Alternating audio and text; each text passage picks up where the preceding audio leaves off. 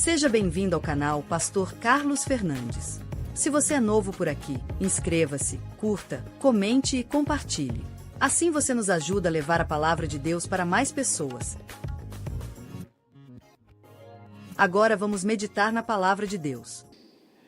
Deus é bom, Deus é maravilhoso e Deus sempre faz coisas grandiosas para nós, amém, irmãos? Deus sempre faz coisas grandiosas para as nossas vidas. E eu gostaria de convidar os irmãos hoje a entender um pouco sobre pelo que nós estamos vivendo. Quero refletir hoje no texto de 1 Coríntios, capítulo 1, verso 26 a 29. Pelo que nós estamos vivendo? 1 Coríntios, capítulo 1, do verso 26 ao 29.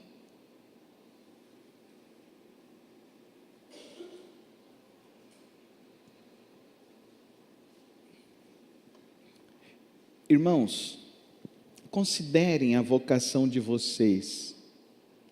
Não foram chamados muitos sábios segundo a carne, nem muitos poderosos, nem muitos de nobres nascidos. Pelo contrário, Deus escolheu as coisas loucas do mundo para envergonhar os sábios, e escolheu as coisas fracas do mundo para envergonhar as fortes.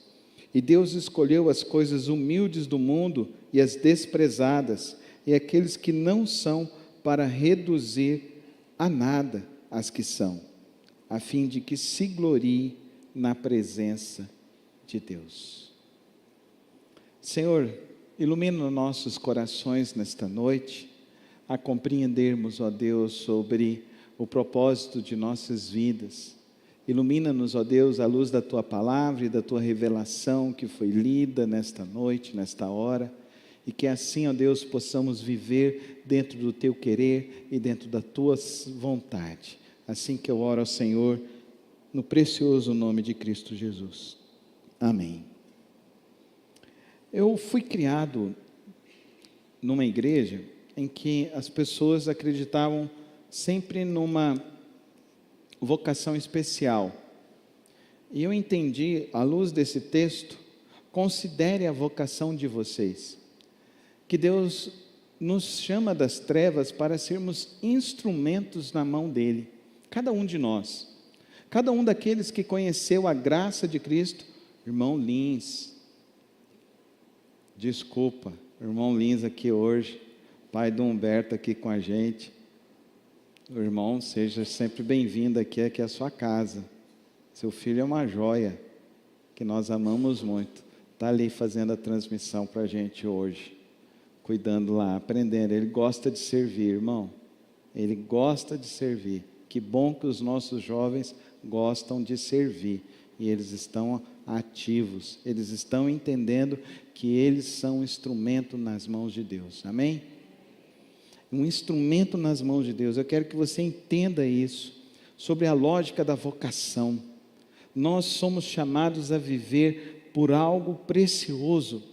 Nós não podemos gastar as nossas vidas apenas aqui na terra. John Stott fala, Deus não procura pessoas extraordinárias, Ele transforma pessoas comuns em instrumentos extraordinários da sua graça. Não gaste a sua vida, não gaste os seus talentos apenas com a terra. Aprenda a viver pela vocação pela qual Deus te constituiu e Deus te chamou para viver. Para isso, eu e você precisamos entender que nós somos convidados a viver por uma nova lógica, não a lógica deste mundo. O sistema deste mundo quer nos colocar e nos levar a acreditar que o melhor desta vida é a conquista de uma posição, é a conquista de uma medalha. Este mundo é cruel, ele elimina as pessoas que têm defeito. Este mundo é cruel, ele quer dar resultado para aquele que usa as suas habilidades e as suas forças, aquele que está em busca de uma glória pessoal. Na economia de Deus é totalmente diferente. Na economia de Deus, Deus está olhando para o nosso coração. Ele quer encontrar, Ele quer achar no meu coração e no seu coração disposição. Disposição. Deus quer derramar sobre a minha vida e sobre a sua vida algo que é extraordinário, que se chama graça. Graça, favor imerecido. A única coisa que Deus pede de mim, de você, é disponibilidade. E cada um de nós tem disponibilidade para fazer o que quisermos em nossa vida, basta priorizarmos. E se nós estivermos disponíveis à glória de Deus, a glória de Deus irá se manifestar, a glória de Deus irá se derramar, a glória de Deus irá fazer manifestação sobre a sua vida. Aprenda algo aqui nesta noite: Deus não escolhe pela aparência. Quando Deus chama Davi, Ele não estava chamando Davi pela aparência. Até o profeta estava achando que era a aparência, mas Deus não confirmou no coração do profeta.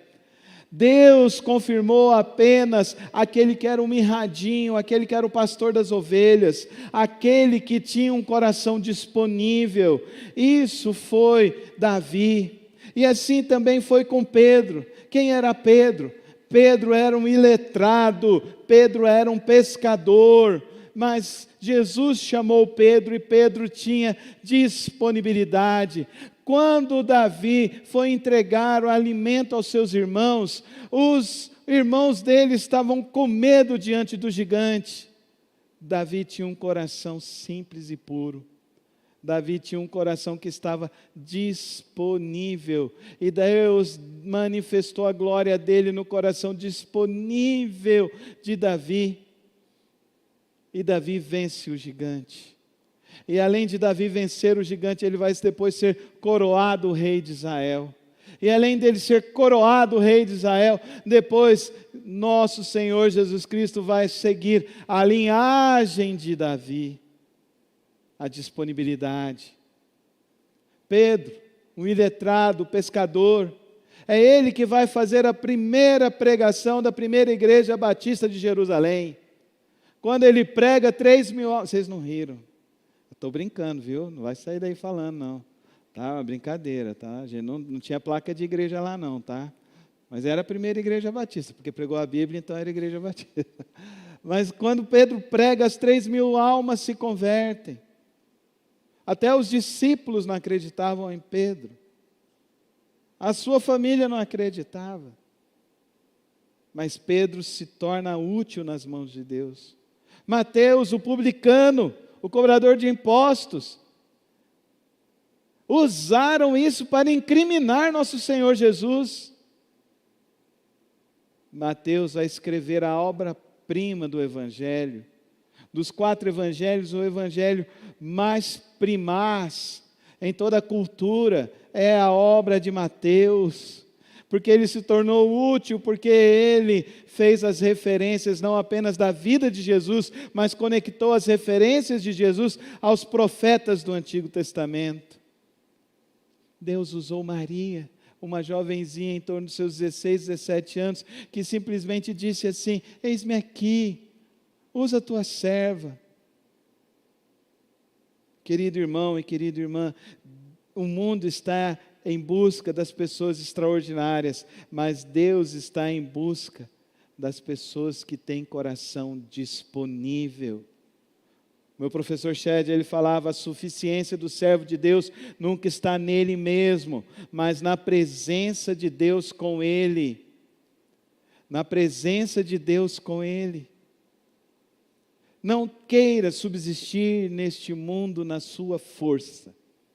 Não queira viver os seus dias na sua força. Queira viver os seus dias na força de Deus. Amém, irmãos? Eu quero te falar mais: quem tem Deus tem tudo, quem não tem Deus não tem nada. Viva na força de Deus, viva no poder de Deus. Mas eu quero que você enxergue hoje algo ainda mais importante, sobre as suas fraquezas, as suas limitações. Eu quero que você olhe para a sua vida hoje e perceba onde que existem as suas debilidades. Sabe aquelas coisas que você esconde das pessoas?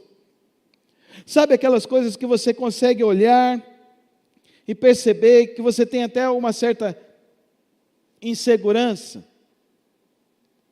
Moisés olhou e a primeira coisa que ele se lembrou é que ele era gago. E ele tinha insegurança para isso.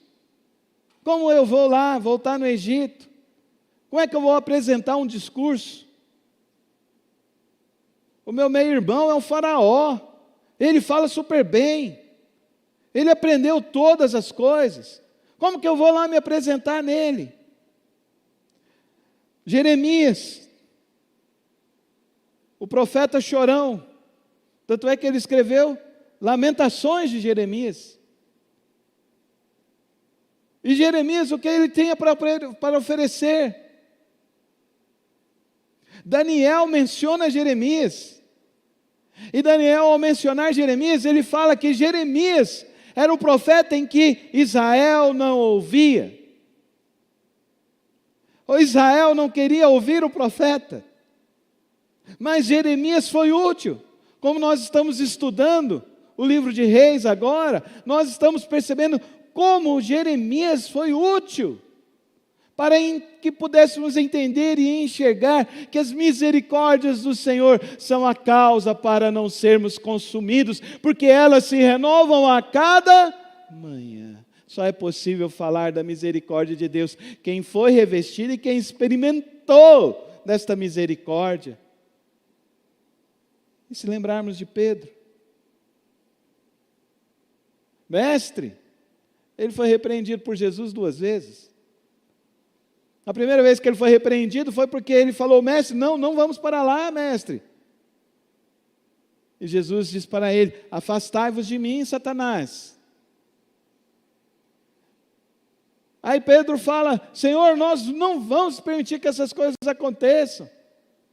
Nós ficaremos com o Senhor até o fim. Pedro, você não sabe o que você está dizendo. Antes que o galo cante 3 vezes, você me negará. E ele nega a Cristo na sua fraqueza.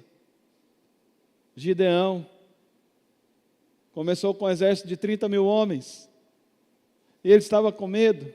Ele foi para a batalha com um exército de 300 homens, porque ele foi restaurado na sua visão, porque ele conseguiu entender que ele ia não na força dele, mas na força de Deus.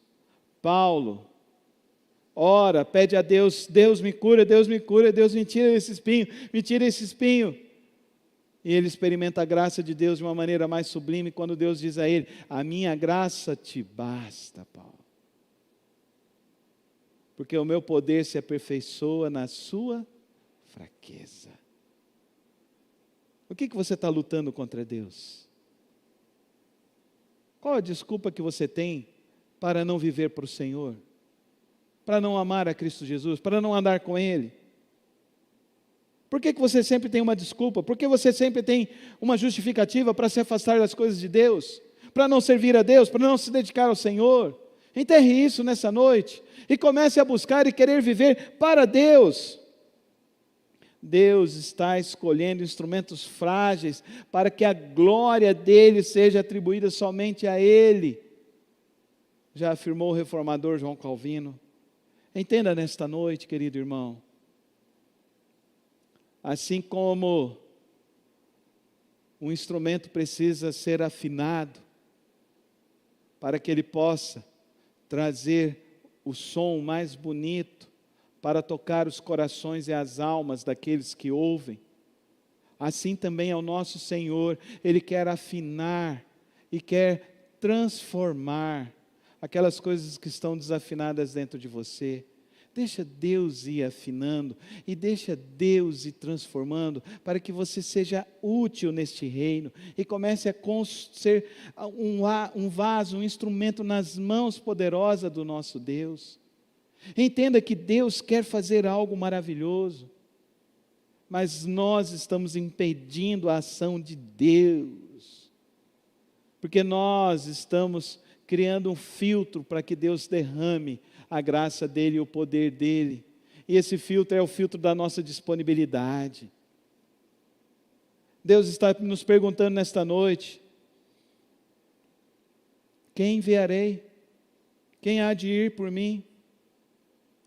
Deus não está perguntando quem canta bem. Deus não está perguntando quem canta melhor. Deus não está perguntando quem sabe mais. Deus não está perguntando quem está preparado. Deus não está perguntando se você está com a vida em dia ou não está com a vida em dia. O que Deus está dizendo é: eu tenho uma obra para ser feita. E eu quero usar vidas. E as vidas que eu quero usar são vidas que vão glorificar o meu nome e terão experiências sobrenaturais comigo. Experiências com o Deus vivo e o Deus poderoso. Então, querido irmão e querida irmã, entenda hoje. Deus quer usar o que você tem, o que você é. Jesus está no meio de uma multidão. Ele olha, a multidão está faminta. Jesus olha para os seus discípulos e pergunta: o que nós temos? Os discípulos: não temos nada. Mas um jovenzinho, por volta dos seus 12, 14 anos, levanta e fala: eu tenho 2 pães e 5 peixes. Fala comigo: 2 pães e 5 peixes. O que é 2 pães e 5 peixes para alimentar 25 mil pessoas? O que é 2 pães e 5 peixes para fazer um milagre do Senhor? Com certeza Mateus, Pedro e Judas olhou e virou e falou assim: mas vamos ter vergonha de apresentar isso. Aí Deus pega André e André fala: Senhor, esse jovem tem 5 pães e 2 peixes. O Senhor pega os 5 pães e os 2 peixes, Ele ora e o milagre acontece, amém? Fala comigo: glória a Deus. E o milagre acontece. Porque o que Deus precisa para fazer não é o que os olhos humanos enxergam. O que Deus tem para fazer é o que Ele quer fazer. E o que Ele quer fazer não precisa das coisas humanas. As limitações humanas são simplesmente desculpas. Joga fora as suas desculpas. Diga como Isaías. Isaías começou dizendo: eu sou um homem impuro, de lábios impuros, habito no meio de um povo de impuros lábios. Deus, Ele pode purificar a sua vida, amém? Amém? Deus pode purificar a sua vida. Deus pode transformar a sua vida, amém? Deus pode libertar seu coração. E Isaías é capaz então de dizer: eis-me aqui, Senhor, envia a mim. E o que Deus fez com Isaías? Você sabe que Isaías é o profeta messiânico, que o livro do profeta Isaías é como conhecido o Evangelho do Antigo Testamento, porque ele anuncia Jesus Cristo, porque ele foi útil. Querido irmão e querida irmã, Deus pode fazer muito com um homem totalmente consagrado a Ele, amém? Deus pode fazer muito. Quando alguém decide se consagrar ao Senhor, entregar a sua vida, entregar os seus talentos, entregar o seu viver, entregar os seus dias, entregar tudo aquilo que você tem ao Senhor, Ele é capaz de fazer coisas poderosas e extraordinárias. E assim como Ele fez um milagre na vida daquele menino, e com aquela multidão, com uma simples criança, Deus quer fazer algo aqui nesta noite, amém? Deus quer fazer algo aqui nesta noite, no nosso meio, entre nós, através de nós. Deus quer fazer algo. E o que Deus quer fazer? Ele quer fazer com que se levantem pessoas comuns, que revelem a este mundo que elas possuem marcas eternas. Deus quer fazer com que este mundo veja que Deus nos ergueu para uma grande obra e um projeto dEle. Deus quer nos usar para que o mundo veja que a glória é dEle, que a glória é do Senhor Jesus. José sonhou, seus irmãos não acreditaram. José sonhou, seus irmãos se revoltaram. José sonhou, ele foi lançado na cova. José sonhou, ele foi esquecido na prisão. José sonhou, mas Deus cumpriu a promessa. E José abençoou não somente o Egito, mas todas as nações do Médio Oriente, através da vida dele. Esther, uma simples mulher, que Deus a usou de uma maneira extraordinária e poderosa para que a nação de Israel não fosse exterminada, através de algo terrível e maligno, diabólico. E Deus a usou de uma maneira extraordinária. E Deus a usou de que forma? Ela tomou o seu banho, vestiu a sua melhor roupa, colocou o seu melhor perfume e ficou na presença do rei. E na presença do rei, Deus a usou, porque ela teve disponibilidade de ser usada por Deus.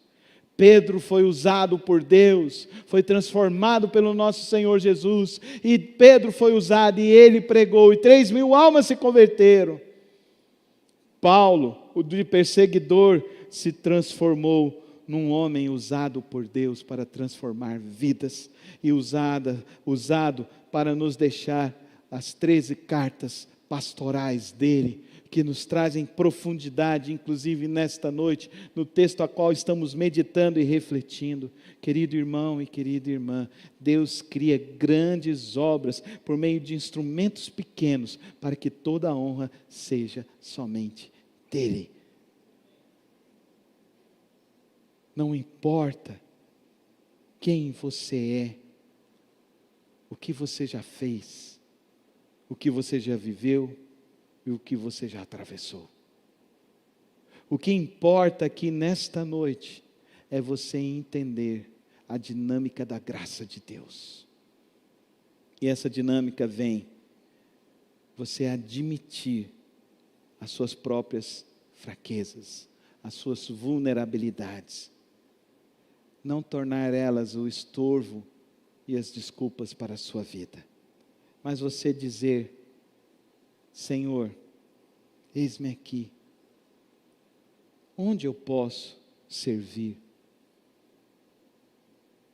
O que há necessário ser feito? Não se espante, Deus usa as coisas loucas deste mundo para que as pessoas vejam a glória poderosa dele. Amém, irmãos? Eu quero contar para você uma história que aconteceu no dia 6 de janeiro de 1850. Em uma pequena igreja, em um pequeno vilarejo na Inglaterra. Uma noite de tempestade, um adolescente de 15 anos, incapaz de chegar à sua igreja habitual devido ao clima, busca refúgio em uma pequena capela metodista. Naquela reunião havia apenas 15 pessoas presentes. Nem o pastor conseguiu chegar na igreja. Mas se levantou um homem, um substituto, um homem simples, um leigo. Provavelmente ele era um alfaiate, um sapateiro. Na história, ninguém sabe o nome deste homem. Ele não tinha formação teológica. Ele nunca foi um grande orador. Mas ele teve algo: disponibilidade. Ele entendeu, era o dia, era a hora, que Deus queria fazer algo grande na história da humanidade. Assim como Isaías 45, verso 22, ele diz assim: olhem para mim e sejam salvos, vocês, todos os limites da terra, porque eu sou Deus, e não há outro. Essa foi a pregação.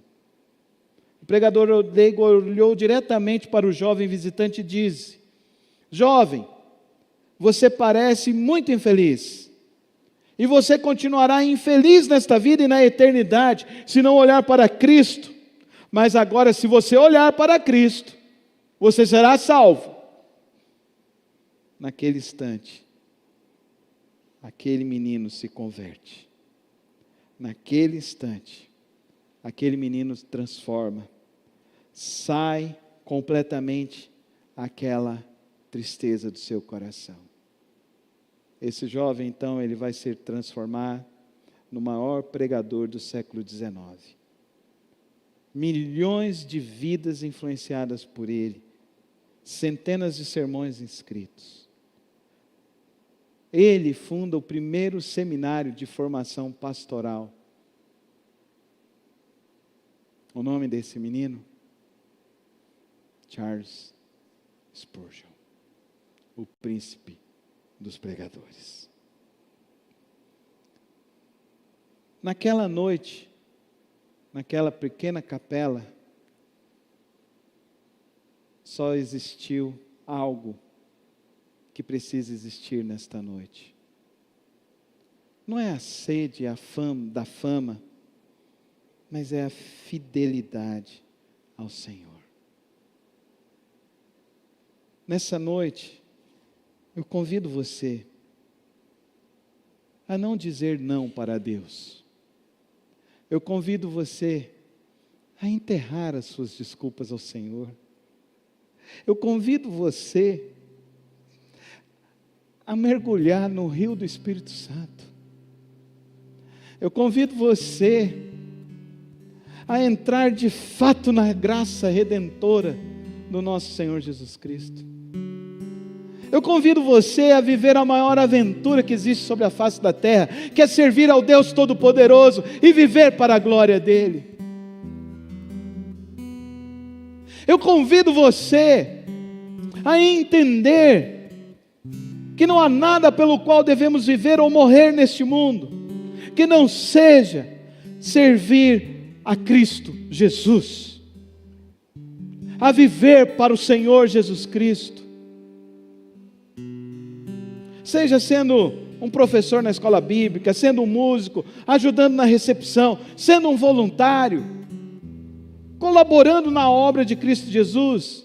Quais são as necessidades do reino de Deus, pastor? Eu não sei, é aquilo que Deus vai fazer na sua vida, é aquilo que Deus colocar no teu coração, mas algo Deus quer fazer, algo Deus pode fazer, algo Deus quer, alguém Deus quer atingir.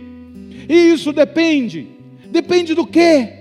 Depende de mim, de você, simplesmente não obstacularmos a obra de Cristo, não retermos a graça de Deus, não escondermos a misericórdia do Senhor, não rejeite a graça do nosso Senhor Jesus. Uma palavra é capaz de mudar uma vida é capaz de mudar uma família é capaz de mudar uma sociedade é capaz de impactar o mundo inteiro. Deus quer fazer uma obra, Deus pode fazer uma obra, Deus irá fazer uma obra. A minha pergunta para você é: você vai andar junto com o Senhor ou não? Você vai colocar a sua vida nas mãos do Senhor ou não? Hoje pela manhã, no curso de batismo, eu perguntei para o jovem: por que você quer se batizar? ele disse para mim: porque eu quero ser um pastor para Jesus Cristo. Ele deve ter o quê? 12 anos? 9 anos. Os pais me perguntaram: pastor, o que o senhor acha de batizar com 9 anos? Eu falei: a idade que minhas filhas batizaram.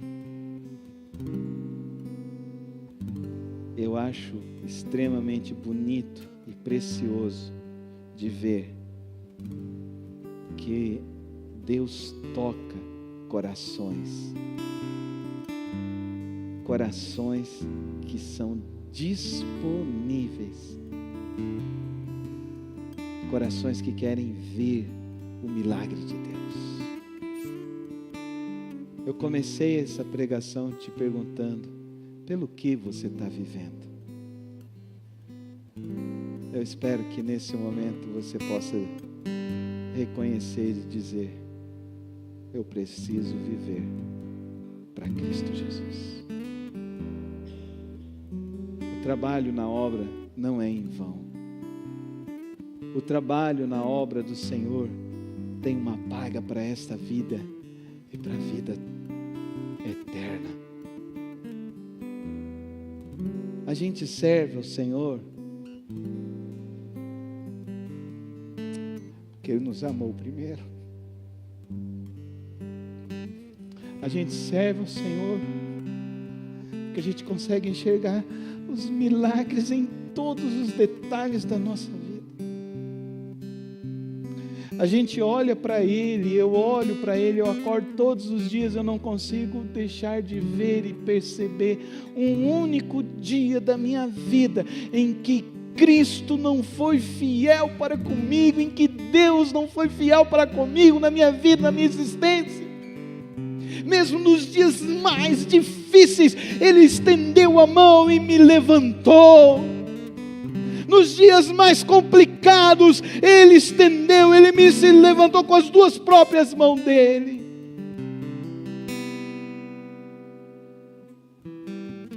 Deus quer usar as coisas loucas deste mundo para envergonhar os sábios deste mundo. Que você tenha a mesma disponibilidade que o jovenzinho dos 5 pães e 2 peixinhos falou: está aqui, Senhor Jesus. Feche seu coração, feche seus olhos. Fala agora com o Senhor Jesus. Deus quer hoje transformar pessoas comuns para levar a glória dEle para este mundo. E se Deus falou ao teu coração nesta noite, talvez hoje Deus falou com você para que você entregue a sua vida a Ele, para que Ele seja o seu único e suficiente Salvador. Talvez Deus hoje falou com você que você precisa servir a Ele com alegria e mais dedicação. Talvez hoje Deus falou com você de que você pode fazer algo mais para o reino de Deus. Fala com o Senhor nesta hora. Busca a face do Deus Todo-Poderoso. Coloca a sua vida nas mãos do Deus Eterno. Essa será a maior e melhor decisão da sua vida. E viva para o Senhor Jesus todos os dias da sua vida. Ele te sustentará, te guardará todos os dias. Pai, eu coloco nesta noite, ó Pai, a vida, ó Deus, daqueles que hoje estão entregando a sua vida ao Senhor. Estão reconhecendo que precisam viver para Ti, Pai. Eu coloco a vida daqueles, ó Deus, em que hoje o Senhor está restaurando a alegria, o desejo de servir na Tua obra, de viver para a honra e glória do Senhor. Eu oro, ó Deus, por aqueles que hoje compreenderam, ó Deus, que precisam enterrar as desculpas e se comprometer mais com a Tua causa.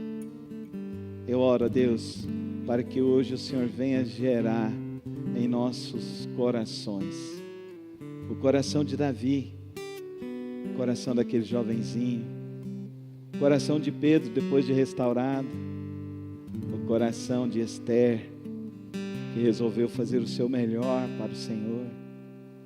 Que o Senhor coloque em nós um coração de homens e mulheres que servirão ao Senhor com a alegria do coração.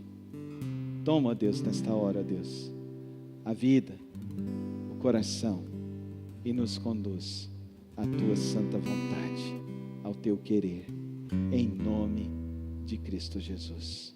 Amém, amém e amém. Obrigado por ter acompanhado mais uma das reflexões do nosso canal. Não se esqueça de se inscrever e ativar as notificações aqui no canal.